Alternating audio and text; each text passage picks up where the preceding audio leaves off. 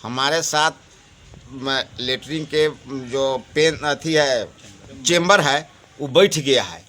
3 साल से कहते कहते पीओ के भी बोल रहे हैं, नेताजी के भी बोल रहे हैं, आदि बोल रहे हैं, जीएम तक बात चल गया है, मगर कोई सुनने वाला नहीं है। 3 साल से हम बाल बच्चा छोड़ करके ड्यूटी कर रहे हैं और अपना हम लोग तो बाहर भीतर चले जाएंगे, बाल बच्चा कहाँ जाएगा।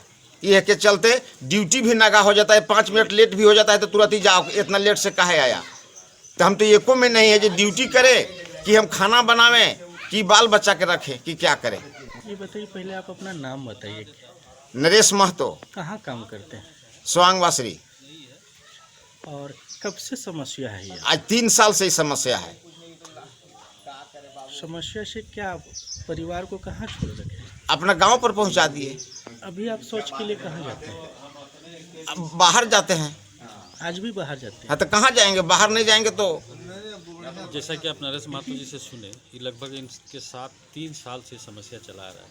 सबसे बड़ी बात है, सिविल विभाग इतना संवेदनहीन है इस मामले को लेकर के। आप देख सकते हैं कि इन्होंने जो दिनचर्या का जो हर दिन का जो जिससे आदमी रूबरू होता है, शौच का जो प्रॉब्लम है, शौचालय का चैम्बर आज पिछले 3 साल से खराब होने की वजह से वो काम नहीं कर रहा है। अनंतवार साहब पीओ थे उस समय से। और ये अपने परिवार को इसी कारण से जो है गांव पहुंचा दिए और ये अपने बाहर जाते हैं, क्योंकि परिवार को तो बाहर भेज नहीं सकते। ये मानसिक रूप से भी इस मामले से इतना प्रताड़ित हुए हैं कि खाना बनाएं कि ड्यूटी जाएं कि परिवार को गांव में देखे।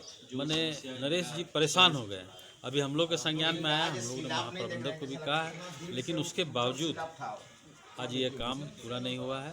एक बीच में एक बार जो है ये हुआ था हम लोग के पहल से, लेकिन वो ऊपर से चैम्बर उम्बर में जो है ऊपर स्लैब उलैब ये करके उसको छोड़ दिया गया, लेकिन इनकी समस्या यथावत है। अगर ये जल्द समस्या नहीं हुआ तो मैं नरेश जी को लेकर के परियोजना कार्यालय में धरने पर बैठूंगा। चिंता का विषय है कि 3 साल एक लंबे समय से सिविल विभाग उक्त मामले में गंभीर नहीं दिख रही है। इस पर क्या? ये तो पराकाष्ठा है सिविल विभाग की उदासीनता का, चूँकि ये दिन हर टू डे मेंटेनेंस में ये काम आता है। अगर ये काम नहीं होगा तो आप समझ लीजिए खिड़की दरवाजा या अन्य मरम्मत का काम सिविल विभाग कैसे पूरा करेगा।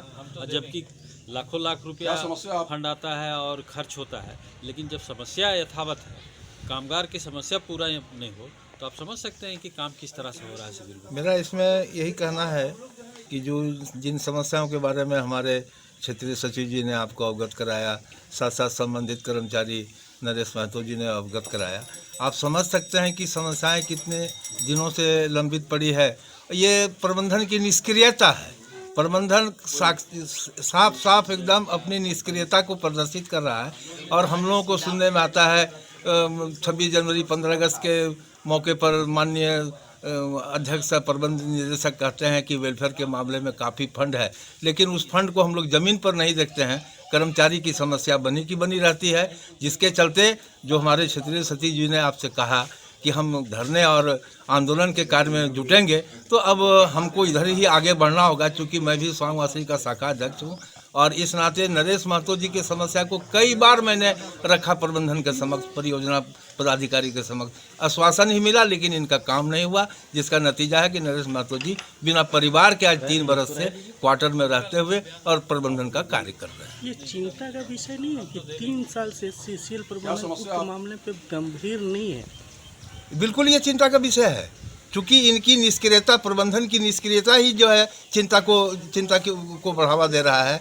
और हम लोग नीचे स्तर के हैं और अब बाध्य होकर के हम लोग तो अपने महामंत्री जी को नहीं ये सब छोटी छोटी बातों को कहते थे, लेकिन अब बाध्य होकर के अपने महामंत्री जी के भी संज्ञान में इन बातों को रखना होगा, ताकि वो अध्यक्ष प्रबंधक निदेशक के समक्ष आते जाते हैं, वहाँ भी नरेश महतो जी की बात को रखना। मिनी रत्न की ख्याति प्राप्त कर चुकी सीसीएल प्रबंधन है, उसके बाद भी इस तरह ये बड़ी शर्मिंदगी की बात है कि कंपनी, हम मिनी रत्न कंपनी के कर्मचारी हैं और आज हम सुविधाओं से वंचित हैं। ये बड़ी शर्म की बात है।